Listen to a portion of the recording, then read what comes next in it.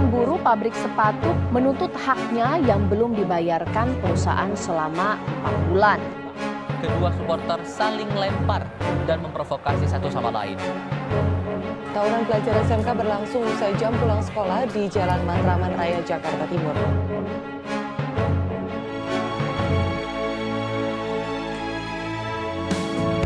Mari kita cermati bersama bahwasannya kasus ini bukan hanya persoalan budaya, tetapi menjelaskan betapa rapuhnya komunikasi, hubungan sosial, keadilan, kesetaraan yang tidak berjalan sebagaimana mestinya.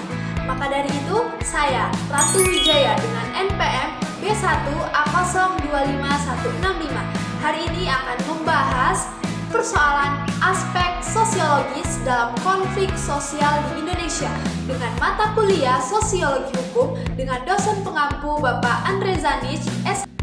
Melalui kasus tadi, kita akan mengupas tuntas melihat bagaimana aspek sosiologis berperan besar dalam memahami konflik sosial di masyarakat, terutama masyarakat Indonesia. Sesuai dengan tema yang telah saya sebutkan di awal, bahwasannya untuk mempelajari sesuatu maka kita harus mengerti apa pengertian dari sesuatu tersebut. Pertama, aspek sosiologis adalah cara pandang yang melihat konflik sebagai gejala sosial yang muncul akibat interaksi dalam masyarakat. Konflik tidak terjadi begitu saja.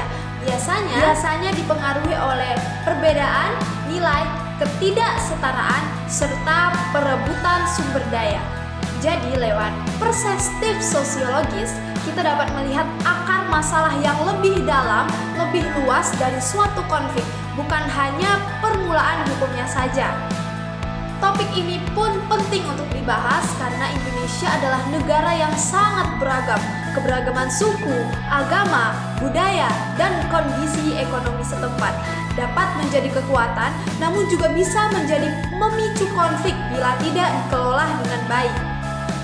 Contoh yang sering kita bahas adalah konflik agraria antara masyarakat adat Dayak dengan perusahaan perkebunan sawit di Kalimantan.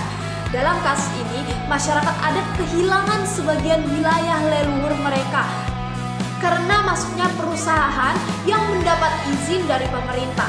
Secara sosiologis, konflik muncul karena ketimpangan kekuasaan, minimnya perlibatan masyarakat adat dalam proses perizinan, dan perebutan sumber daya berupa tanah yang menjadi sumber kehidupan bagi mereka. Akibatnya muncul demonstrasi, blokade, sehingga bentrokan yang menunjuk bahwa konflik bukan sekedar soal legalitas tanah, tetapi persoalan sosial yang lebih kompleks. Lalu bagaimana hukum mengatur persoalan konflik sosial? Indonesia sendiri memiliki Undang-Undang Nomor 7 Tahun 2012 tentang penanganan konflik sosial yang bertujuan mencegah dan menangani konflik secara terpadu. Selain itu, konflik agraria juga berkaitan dengan UU PA 1960, UU Kehutanan, serta berbagai aturan yang mengenai masyarakat adat. Namun dalam praktiknya, sering terjadi tumpah tindih regulasi dan minimnya pengawasan hingga konflik tetap terjadi.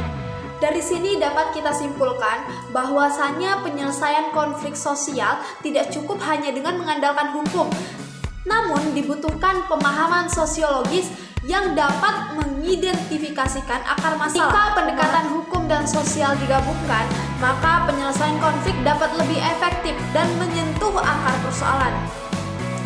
Sekian presentasi saya mengenai mata kuliah Sosiologi Hukum, terutama di tema aspek sosiologis dalam konflik sosial di Indonesia.